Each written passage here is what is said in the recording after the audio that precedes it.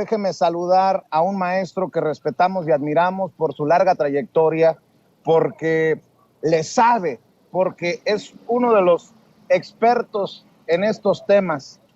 Por algo le he recomendado por mucho tiempo García Luna, El Señor de la Muerte. Este libro, que es uno de sus más recientes libros, y bueno, pues me da mucho gusto que forme parte de este espacio libre como el viento de esta familia sin censura. Saludo al maestro Francisco Cruz. Querido Paco Cruz, ¿cómo ves, Paco, esta bomba, este escándalo que se cargan ahora desde la oposición con lo que dice Manuel Espino de la posibilidad de pactar, de negociar?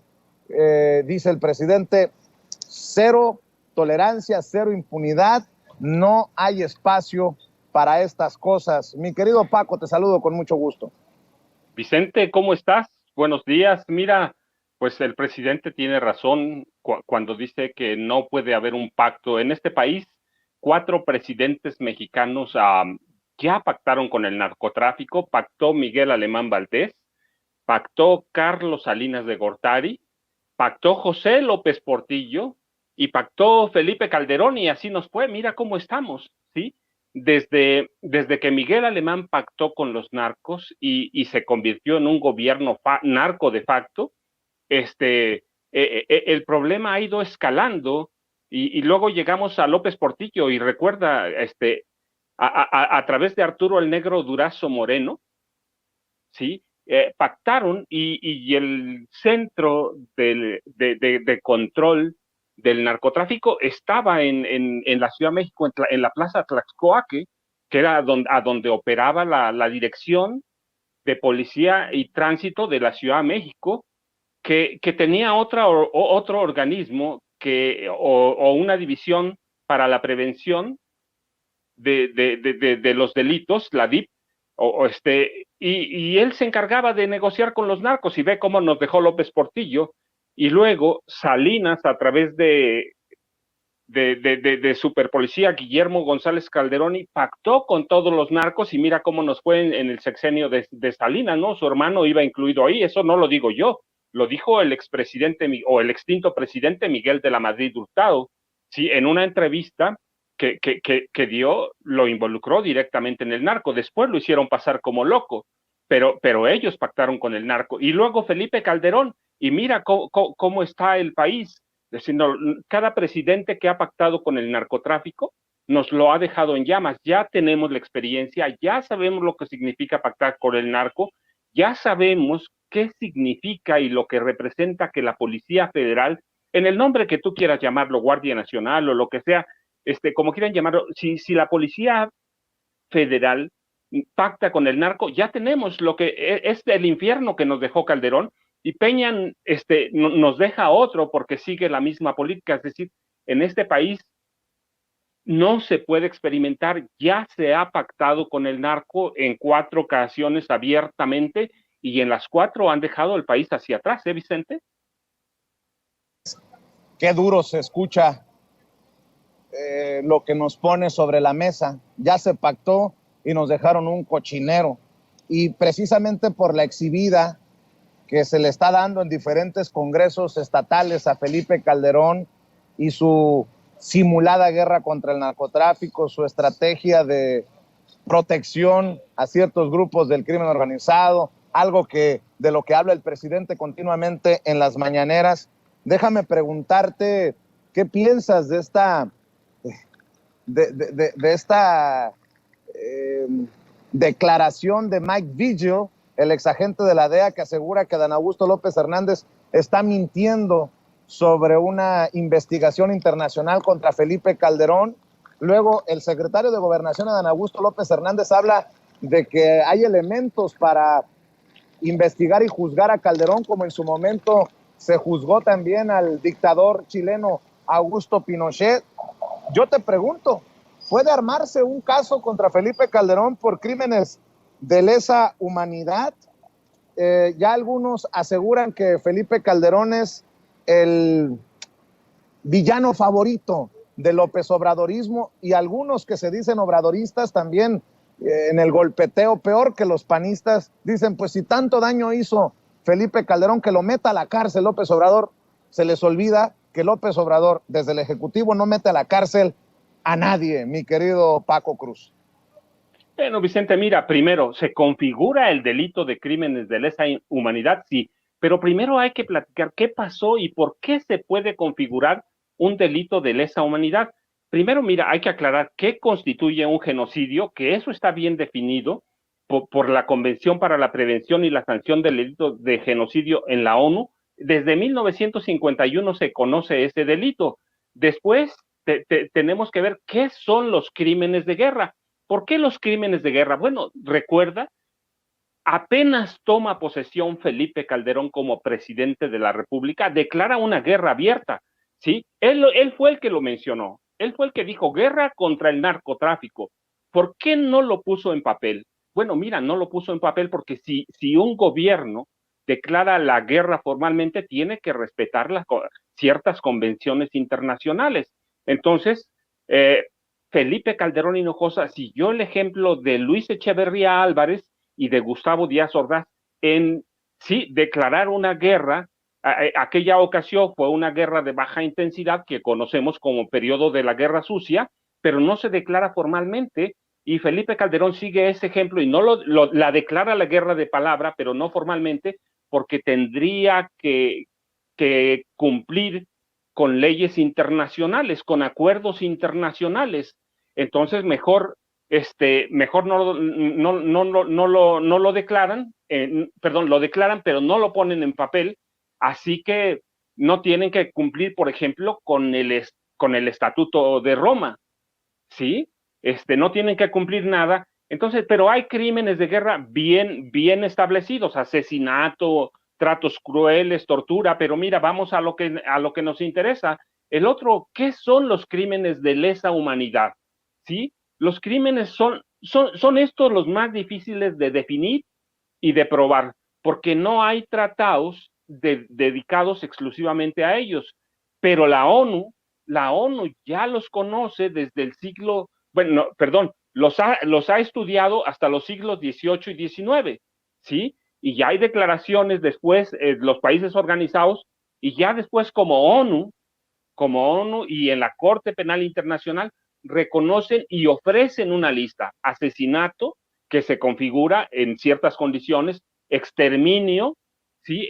Tortura, violación, esclavitud, pero mira, desaparición forzada de personas y otros actos inhumanos de carácter similar que causen intencionalmente grandes sufrimientos o graves daños corporales o mentales a la población. Y eso se configura bien con Felipe Calderón. También en el de Peña, También en el de Peña. Se configuran bastante bien. Claro, no es tan sencillo, pero tenemos que recordar que ya hay en la Corte Penal Internacional, ya hay denuncias por crímenes de lesa humanidad contra Felipe Calderón Hinojosa y contra Enrique Peña Nieto. Hay organismos que analizaron por lo menos 197 casos de tortura en los que participaron, y hay que decirlo, el Ejército, la Marina y la Policía Federal de Felipe Calderón. Hay recomendaciones sobre eso. Tiene entrada, que todavía no los analicen, pero ya están allá, ya se presentaron. La tortura ha sido utilizada o fue utilizada en el gobierno de Calderón y después en el de Peña como un método de investigación, como debido proceso.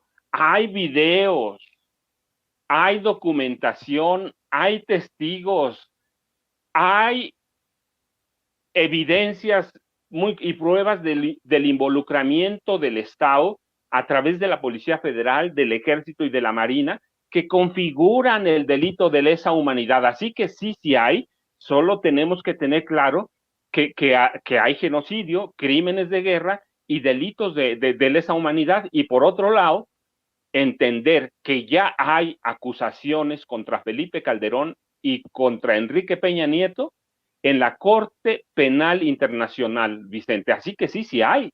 Teníamos una guerra declarada, no en papel, Pues ya te dije, porque tienen que cumplir con ciertos estatutos como el de Roma, pero teníamos una guerra y Felipe Calderón lo dijo en varios foros, guerra contra el narcotráfico, así que teníamos una guerra e hizo lo mismo que Luis Echeverría y Gustavo Díaz Ordaz, no declararla en papel, pero guerra la teníamos, Vicente. Estoy literalmente anonadado, mi querido, épale, mi querido Juca.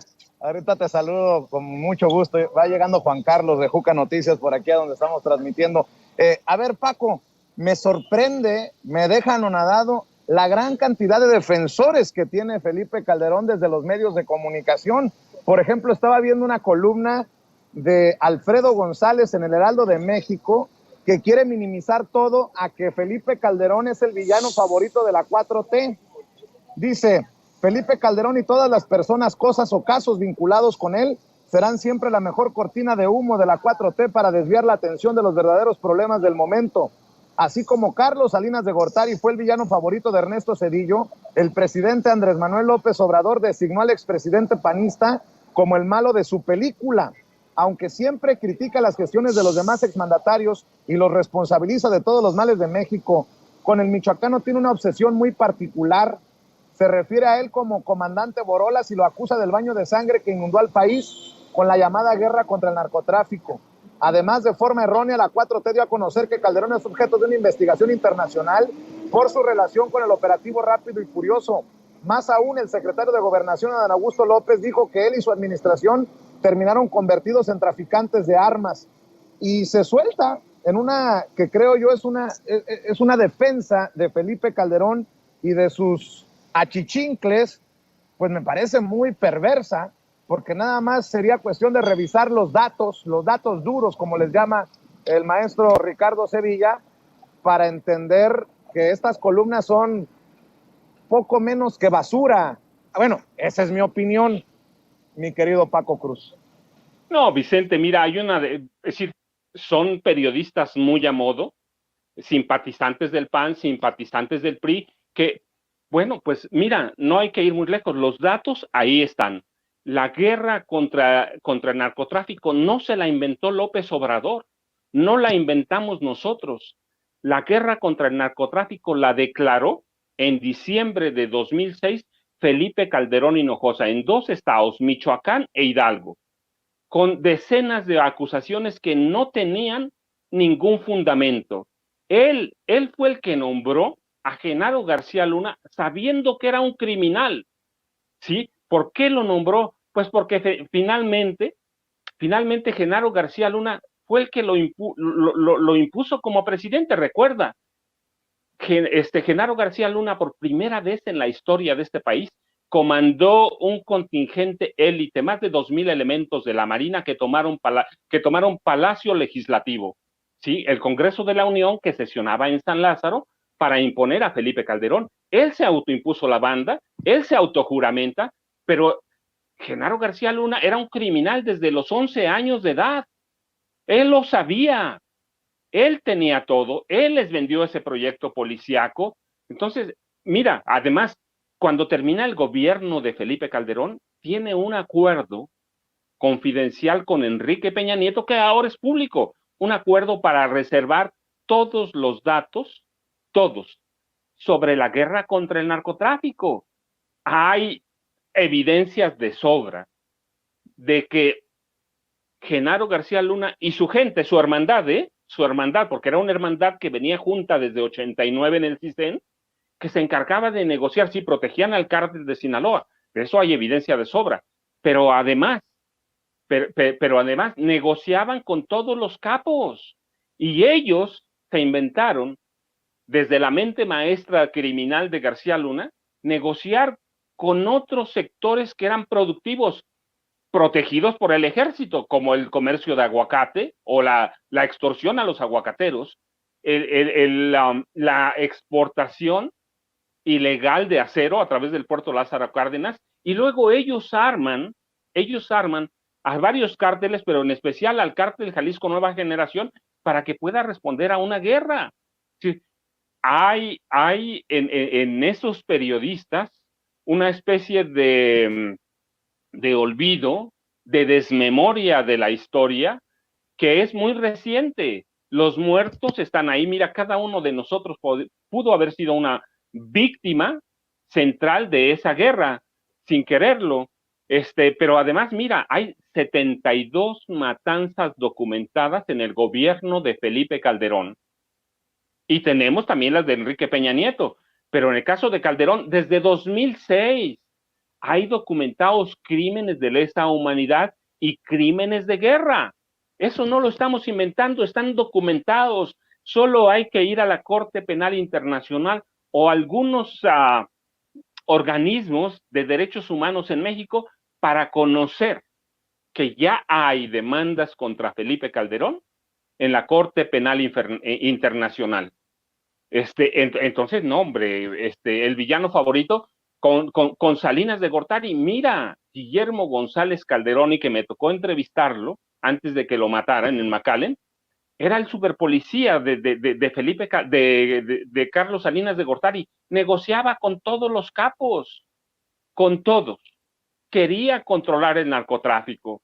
Así que está documentado y está aquel señalamiento del expresidente Miguel de la Madrid Hurtado, en una entrevista pública, en una entrevista abierta, amplia, en la que la pregunta es directa: ¿había dinero del narcotráfico con Raúl Salinas de Gortari? Y él dice sí. Al otro día lo hacen pasar por loco, pero eso es otra cosa. También acusó de corrupción a Carlos Salinas de Gortari.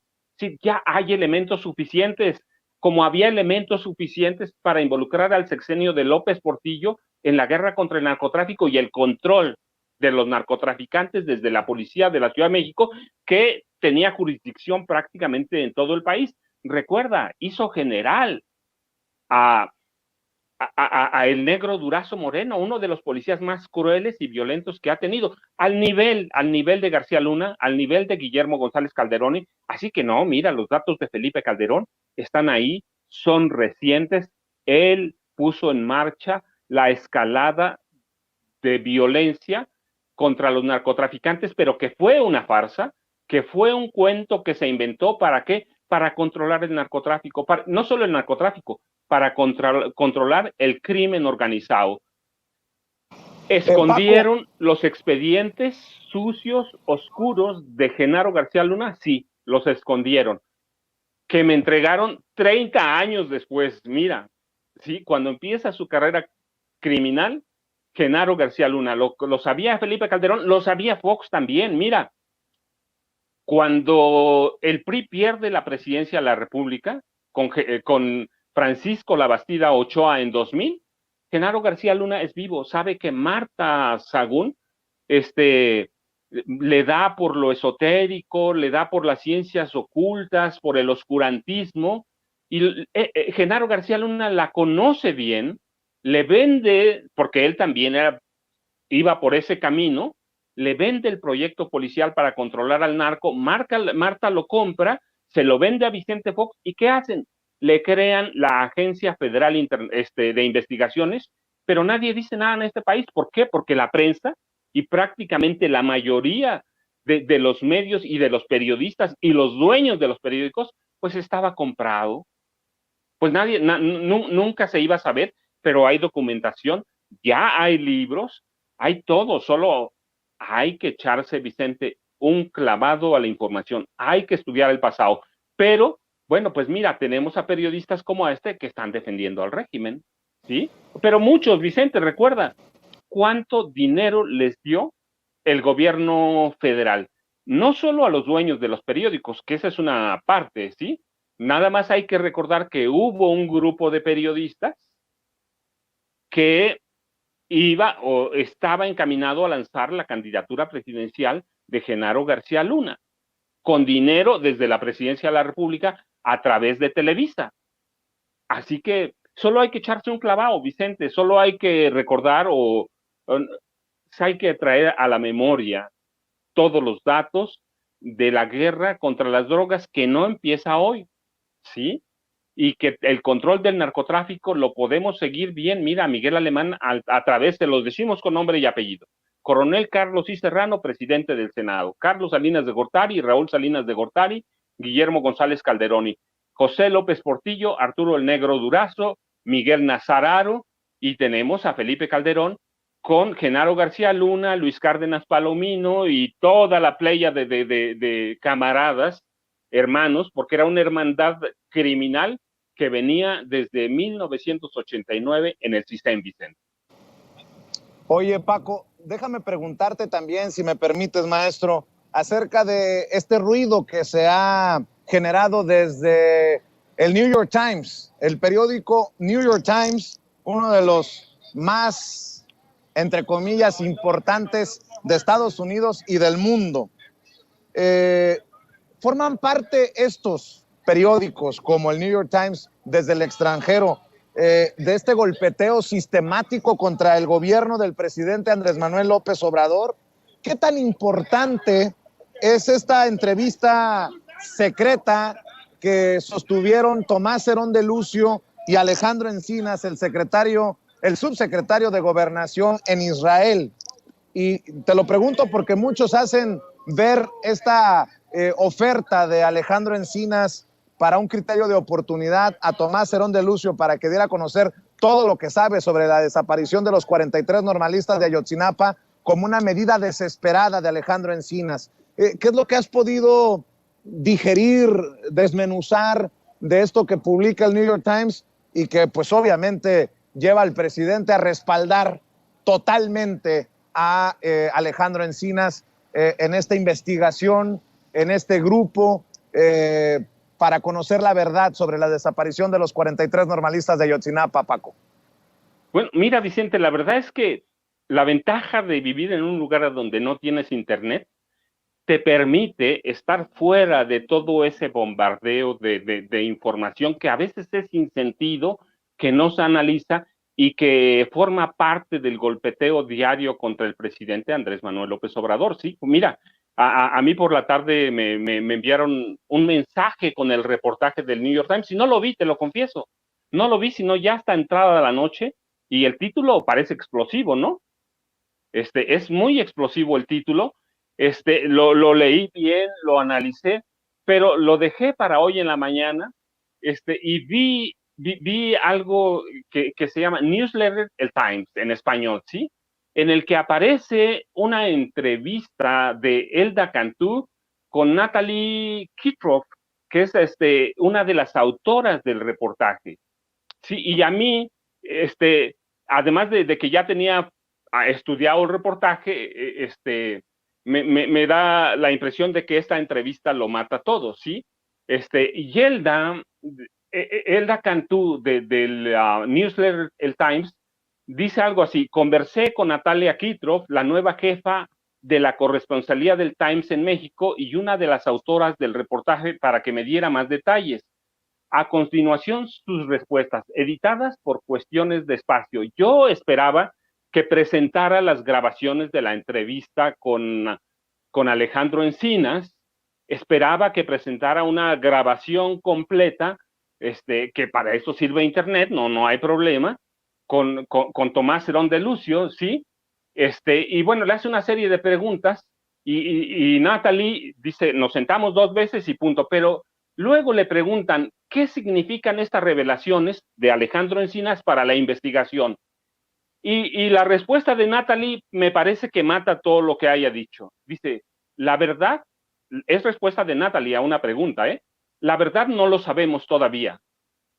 Por fin, o es demoledor o no es demoledor, o ya se murió la investigación, la mató el gobierno. Dice, la verdad no lo sabemos. Es una cita de la traducción que hacen de sus respuestas. Lo que sí sabemos es que Encinas ha dicho que todavía tiene confianza en sus conclusiones, y el jueves en la conferencia matutina del presidente dijo, y lo señalamos en el artículo, que son parte de un informe que trae más pruebas.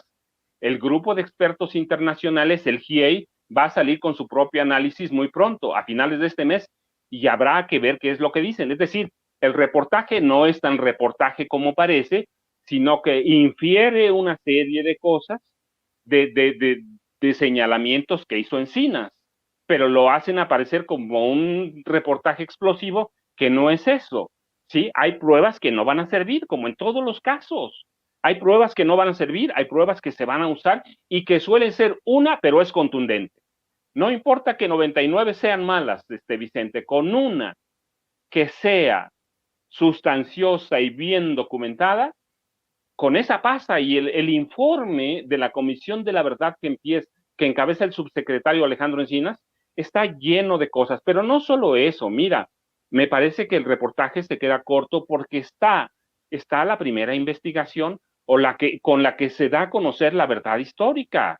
Si la participación de los militares no la está inventando Encinas, está documentada desde el 27 de septiembre de 2014, con la desaparición de los jóvenes normalistas y el asesinato de 3 de sus compañeros. La participación del ejército no tiene ninguna duda. Está documentada, está bien definida.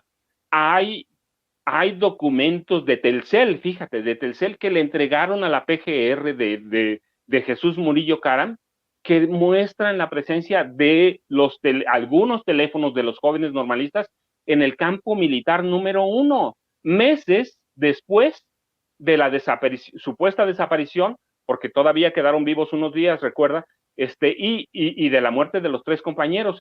Y esos teléfonos tienen llamadas de entrada y salida al campo militar número 1 y a las oficinas del CISEN allá en la Ciudad de México. Es decir, hay documentos de prueba. Mira, tú y yo lo hemos comentado, desde 1982, esto lo conozco de viva voz, lo conozco por pruebas, porque mi padre fue parte de eso. Desde 1982, el ejército mexicano controla todas las comunicaciones policiales de este país, las comunicaciones y las frecuencias. Es esos centros de inteligencia que ahora conocemos como C1, C2, C3, esos forman parte del programa de gobierno de Andrés Manuel López Obrador en la jefatura de gobierno de la Ciudad de México, y a partir de ahí crecen y los controla siempre el ejército, y nunca un policía estará arriba de un militar, Vicente. No importa el grado, ¿sí?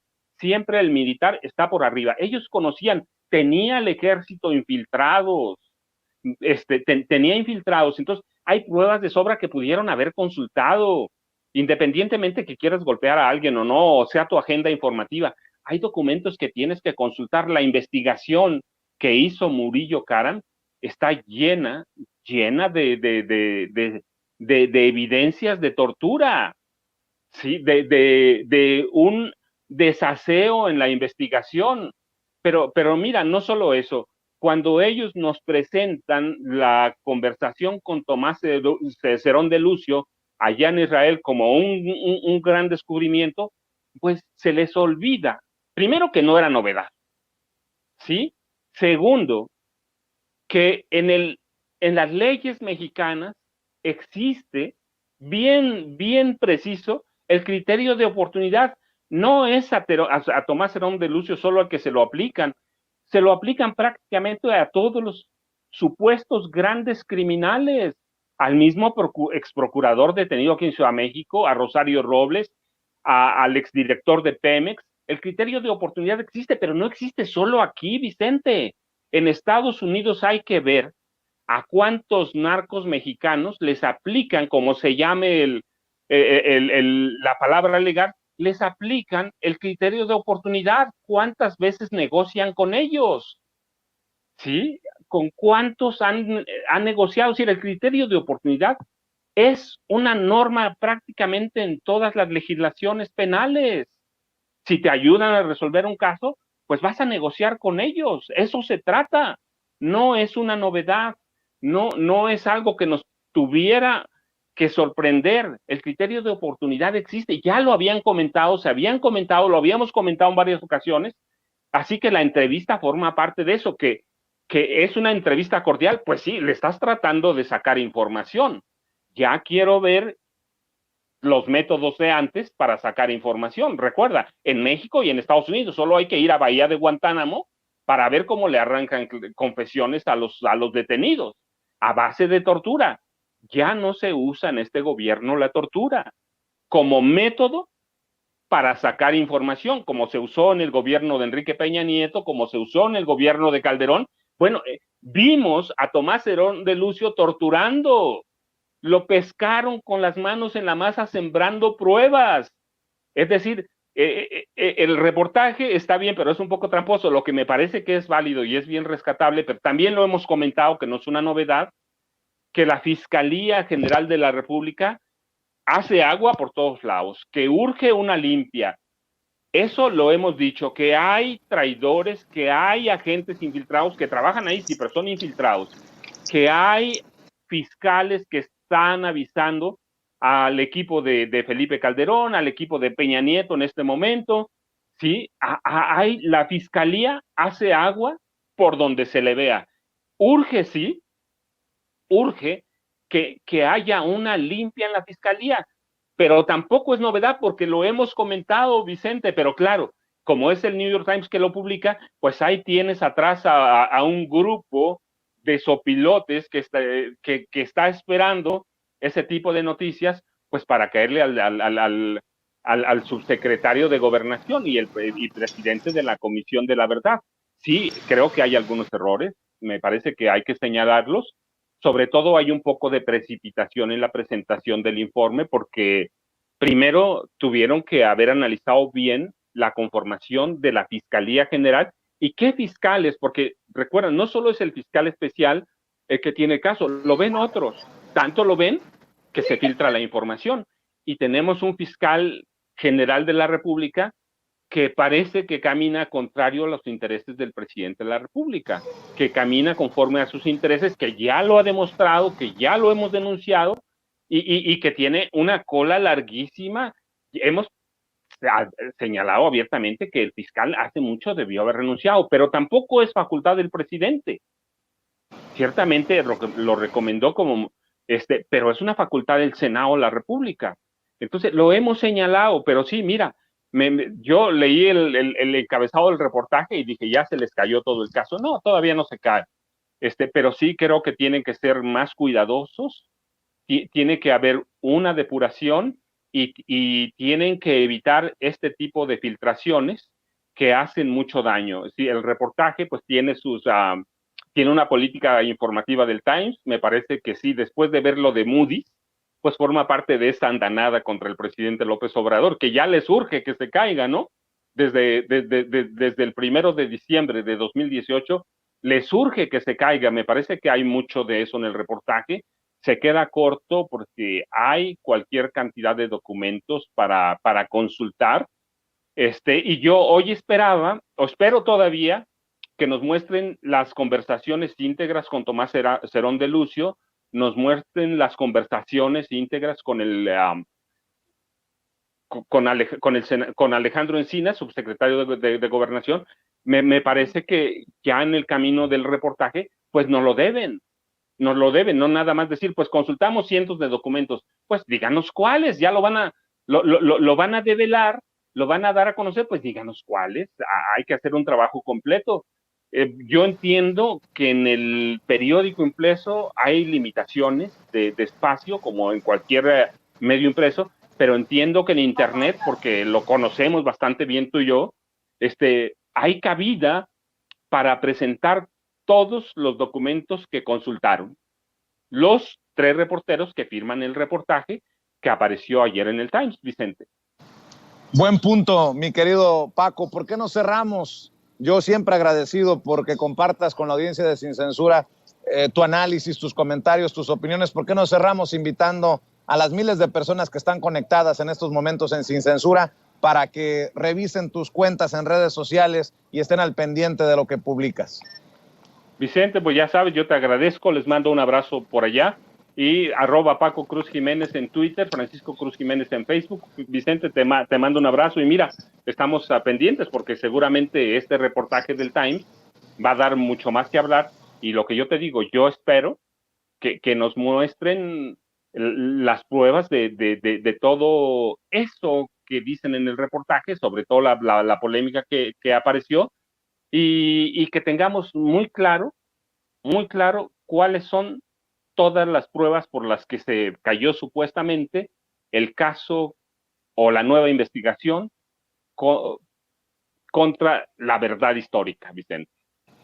Así es, te mando un abrazo yo también, Paco. Estamos al pendiente, maestro. El maestro Francisco Paco Cruz, autor de García Luna, El Señor de la Muerte, y otros libros que usted tiene que buscar, como este libro de los juniors, de la política, los herederos de las dinastías de la política mexicana. Y solamente para dejarlo ahí, como ya nos había adelantado Paco, a finales de este mes, el grupo interdisciplinario de expertos independientes del GIEI darán a conocer más información. Están invitando a una conferencia de prensa este próximo lunes 31 de octubre a las 10:30 en la Comisión de Derechos Humanos de la Ciudad de México, así que estaremos al pendiente de lo que se dé a conocer por parte de los miembros del grupo interdisciplinario de expertos independientes que ha estado investigando precisamente la desaparición de los 43 normalistas de Ayotzinapa. Déjenme también saludar y agradecerle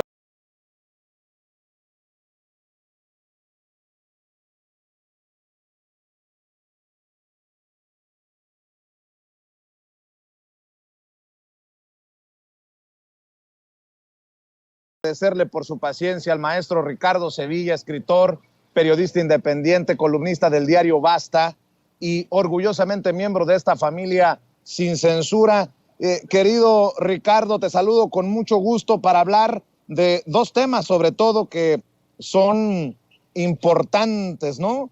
La oposición a la permanencia de las Fuerzas Armadas en labores de seguridad hasta el 2028 y esta gira que ha hecho y que sigue haciendo el secretario de Gobernación, Adán Augusto López Hernández, mientras en Zacatecas la oposición le ha dado una cobertura importante y el golpeteo es intenso porque un perrito presuntamente llevaba en el hocico una cabeza humana, algo que todavía falta de confirmarse.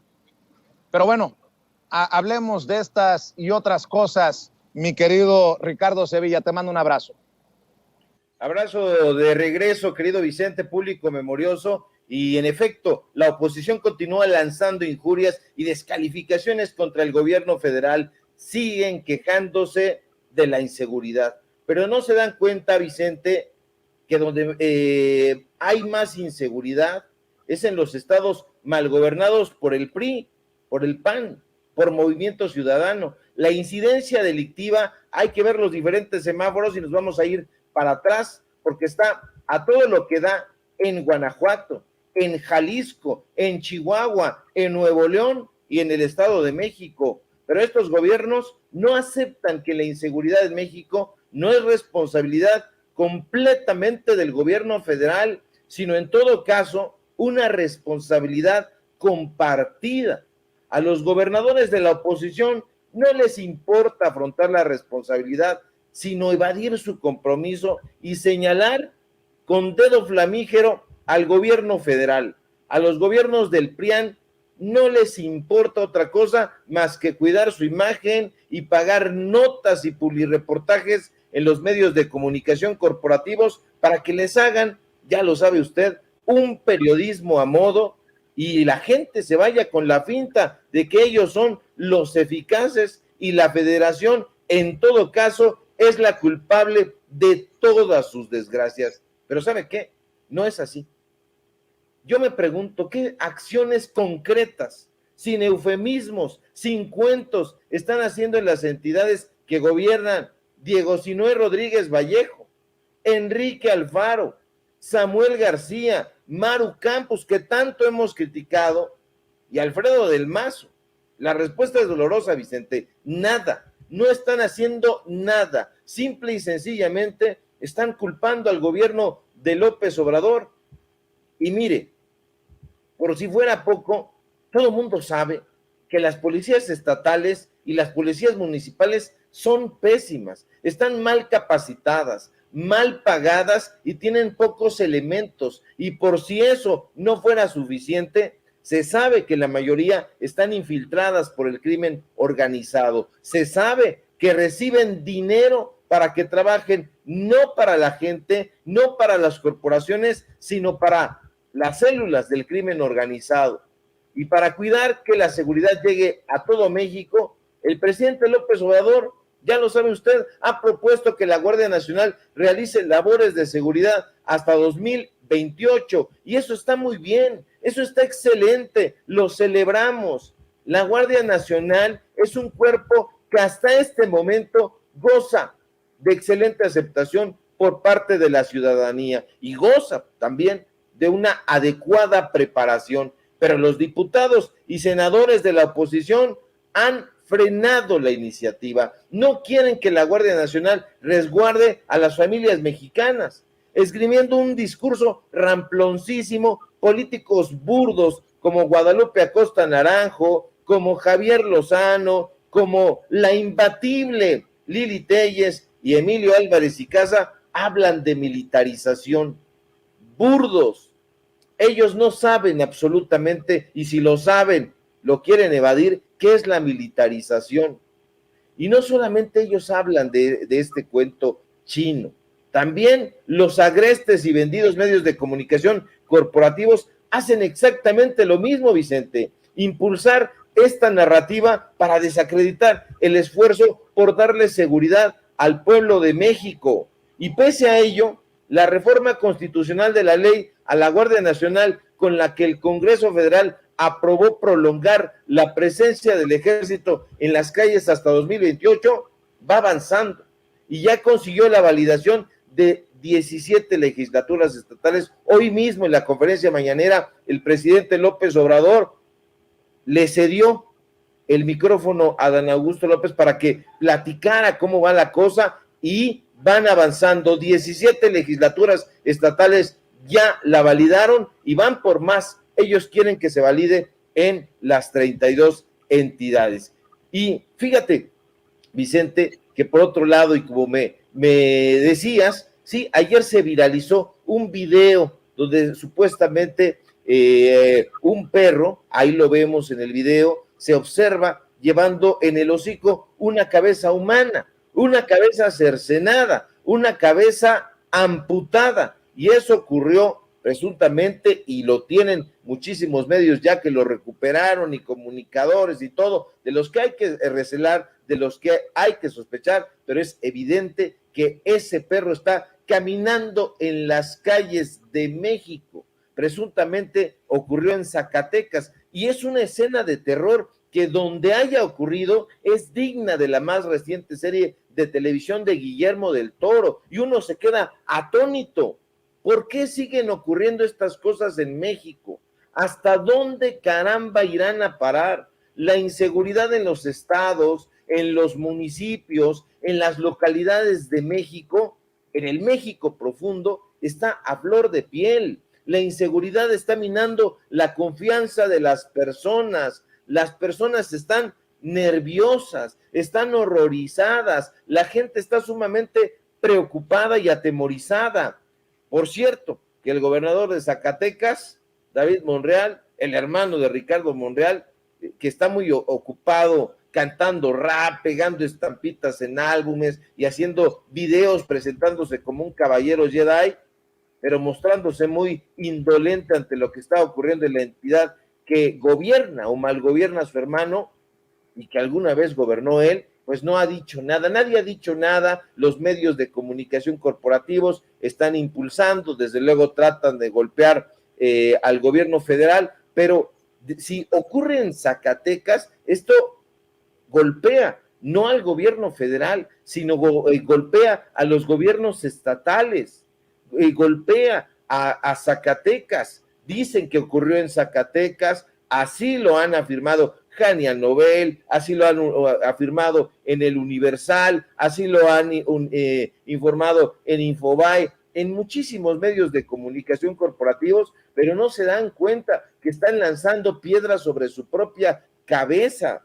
porque si uno les pregunta, ¿qué prefieren? ¿Que la Guardia Nacional continúe haciendo labores de seguridad en esa u otra entidad, o encontrarse con perros en cualquier parte de la República Mexicana paseando con cabezas humanas en el hocico? ya verás que responden sí a lo primero, que la Guardia Nacional haga labores de seguridad para que se sientan protegidos. Y bueno, pues a ver cómo nos va en Twitter, querido Vicente, porque Elon Musk ya ha completado la adquisición de esa red social. A ver cómo nos va, porque este de personaje muy influyente, muy oscuro, pues llegó a Twitter y su primera acción fue poner en patitas en la calle a sus principales ejecutivos, no a cualquier ejecutivo, a los ejecutivos más altos. Y una cosa muy interesante, Vicente, es que el cierre de esta compra elimina una nube de incertidumbre que se había cernido muy lóbrega sobre el negocio, sobre los empleados y sobre los accionistas de Twitter durante todo este año, prácticamente durante un poco más de medio año. Y usted, público memorioso, recordará que después de haber aceptado comprar la compañía en abril, Musk pasó o intentó salirse del trato, ya no quería. Primero se dijo preocupado por la cantidad de bots que hay en la plataforma, y sí que hay bots, y ulteriormente se mostró preocupado por las denuncias, las muchas denuncias que había planteado un denunciante de la compañía. Musk ha dicho que planea, eso es lo que dice, repensar las políticas de moderación de contenido en Twitter, lo cual está de pensarse qué será exactamente la moderación para darle entrada, eso dice el empresario, a un enfoque más maximalista de la libertad de expresión, lo que sea que eso signifique. Y el multimillonario también ha dicho, Vicente, que no está de acuerdo con la práctica de Twitter de prohibiciones permanentes para aquellos que violan repetidamente sus reglas, lo que plantea la posibilidad de que una cantidad importante de usuarios previamente censurados puedan resurgir en la plataforma. Pongo por caso a Donald Trump, y que no se nos olvide que Twitter es una de las plataformas de redes sociales más influyentes, no solo de México, del mundo, por supuesto, y en política, ni duda cabe, marca la pauta. Ojalá, como dicen, este nuevo dueño, Vicente, permita una amplia libertad de expresión y que se revise la censura que Twitter México ha ejercido en este país contra varios de quienes hacemos periodismo independiente, porque se ha dicho que está controlado por algunos personajes del PRIAN, particularmente del PAN. Sabemos muy bien quién controla Facebook, pero no necesariamente quién controla Twitter, pero a ver qué pasa, porque para nadie es un secreto, por otro lado, que Musk también tiene una agenda bastante lóbrega. Recordemos que Tesla ha enfrentado demandas por beneficiarse supuestamente del trabajo infantil. A ver cómo nos va con esta nueva administración de Twitter. Por lo pronto yo creo que sí están temblando los prianistas, porque a ver quién sale volando acá en Twitter México, y vamos a estar muy atentos a ver si es cierto que hay una mayor libertad de expresión y que se empiece a combatir desde las entrañas de la compañía a estas granjas de bots. Eso sí, querido Vicente, público memorioso, me parece muy saludable. Bien, mi querido Ricardo, para cerrar, déjame preguntarte qué piensas de esta marcha para defender al INE que está organizando Claudio X González y sus peones, cínicos, cretinos. Así los calificó el presidente Andrés Manuel López Obrador en la mañanera a Claudio X González y sus achichincles por convocar a esta marcha para disque defender al Instituto Nacional Electoral en el marco de la discusión de la reforma electoral que ya ha sido descalificada incluso desde Venecia, desde Europa. Ahora resulta, ¿no? No se han enterado que la conquista se acabó. Bueno, para nosotros, pero ellos quieren seguir metiendo las narices en donde no les corresponde. ¿Cómo ves esta marchita de Claudio X González para disque defender al INE, maestro? La veo como una befa, querido Vicente, una befa, una burla, algo que está atizando un personaje absolutamente corrupto que ha descalificado, ha injuriado y ha atacado frontalmente al gobierno de la Cuarta Transformación. Es un personaje, Claudio X González, que hemos exhibido en toda su estulticia, un personaje que se ha enriquecido sin trabajar, abrevando de los fideicomisos que le dieron en los gobiernos anteriores, y no solamente en los 3 últimos gobiernos, podemos irnos más atrás, porque ya lo había planteado precisamente un intelectual de la época, y que de hace como, de la época de López Portillo, precisamente, ya hablaba de que Claudio X González Laporte estaba detrás de todas estas campañas en contra y a favor de tal o cual